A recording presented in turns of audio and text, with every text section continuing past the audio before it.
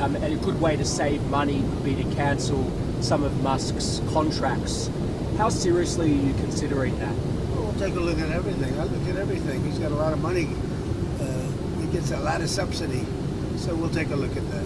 Only if it's fair. Only if it's fair for him and for the country. I would certainly think about it, yeah, but it has to be fair. Mr. President, would you consider reopening investigations into his companies? There are a bunch of investigations. I didn't know that they had any, but they had them.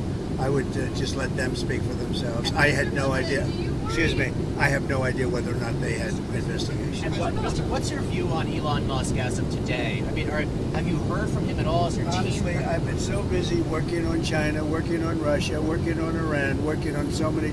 I'm not thinking about Elon. I just wish him well. On the China talks. On Mr. Musk's contracts, do you feel like the U.S. can survive without them? Obviously, you contribute a lot when it comes to defense and space, and that relationship has been important for quite some time.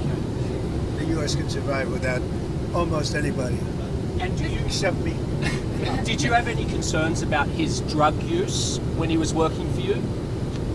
I don't want to comment on his drug use. I don't know. I don't know what his status is. I read an article in the New York Times. I thought it was, frankly, it sounded very unfair to me. You said earlier today that Mr. Musk had a problem. What did you mean by that? And did you misjudge him by bringing? I don't want to talk about problems. I think that I think the United States had problems, and if you look at the numbers today, the numbers were unbelievable. The numbers were incredible. The numbers that came up today, the stock market went way up. The country's doing really well. Almost, I think, in a very short period of time, you're going to be saying doing better than it's ever done before. We have hundreds of plants coming in, a lot of jobs are being created.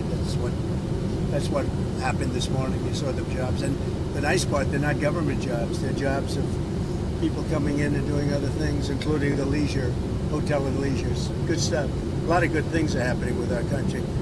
We're taking in billions of dollars of tariff money. The money is pouring in.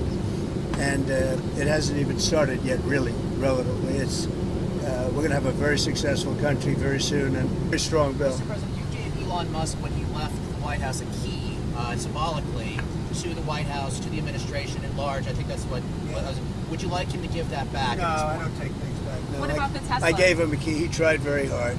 But the Tesla, I haven't thought about it. On his work then, as of this point, for the administration, how do you think his Doge did at the end of the day with the savings that? I think it helped us a lot. I think it helped our thinking, and it's not finished at all. We've basically taken it over, and we're doing a job. Many of those people remain with us, and they're going to remain with us. They're very good.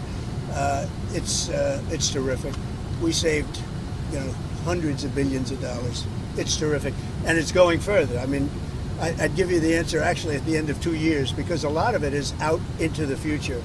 But it was a big saving and a good mindset. And what are you going to do about the Tesla? Are you going to keep it, or are you going to? I haven't thought about it. Do you have any plans to contact? I hope he does well with Tesla. Do you have any plans to speak with Mr. Musk? This was one of your closest advisors for no, months. I don't have any plans. Somebody made a mistake. A lot of reporters have been calling me. I didn't call any reporter.